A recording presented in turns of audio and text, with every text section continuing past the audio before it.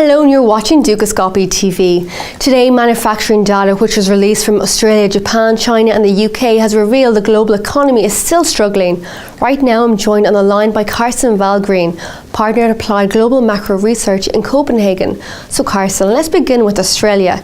Its PMI fell 1.2 points to 44.1 in September, revealing a contraction with readings below 50. The RBA rate decision is tomorrow. What are your views on this contraction, and what do you expect from tomorrow's meeting?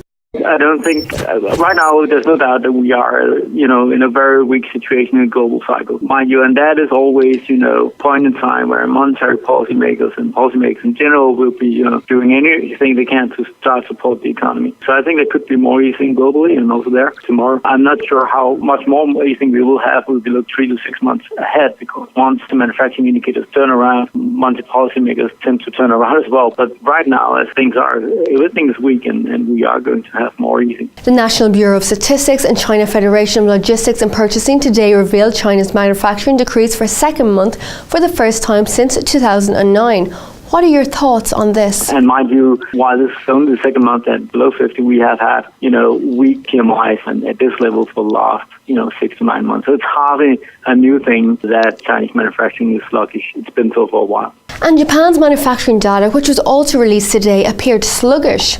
Do you see this improving in 2013? Oh, yes, definitely. I mean, first of all, I think you have to understand that all the manufacturing indicators are essentially reflecting the same. I don't think we have much of a difference. The last 10 years, the manufacturing cycle has been essentially the same everywhere. First thing to say is that, if we get our manufacturing upturn globally, everything will pick up, and if we don't, nothing will. I think we are at a trough now. I think there's some encouraging signs that a lot of the manufacturing indicators have stabilized or even started to pick up a little bit, and most of our work suggests that there's more upside than downside into next year, and that the global economy is actually at a trough right now.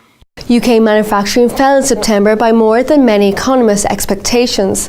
How do you think the UK will fully recover and attain stronger data? I think it's a call on what the global economy is going to do. I don't think any major, advanced open economy is able to do anything spectacularly without the rest of the bunch. I think the UK, and one thing that's interesting about the UK is that despite the weak currency, it hasn't done anything better than most of the other European countries, including a lot of the periphery. I don't think the UK is as special as some people make it. I think the housing market in the UK is held up pretty well, maybe supported by somewhat more easy policies than in average in the euro area. But if you look at the old sort of pattern of growth, it's much the same as the euro area. And the UK won't recover unless the rest of the UK economy comes up. And finally, Carsten, how do you think the markets are reacting to these results? The interesting thing is that it hasn't reacted a lot. I mean, if you look through the last couple of months, despite weakness in a lot of indicators, globally equity markets are up. If you look at sort of history, one thing about that is that that's not that unusual, actually. The equity market in particular tends to be, a couple of months ahead of the cycle. So one thing you could say that this might actually, the market behavior might actually show you that we are at a trough and that things are, on the margin line will start to get better now. We do need some improvement to support, I think, recent market gains, but I also think we are getting them or will be getting them very, very soon. Thank you, Carsten, for sharing your thoughts on today's results.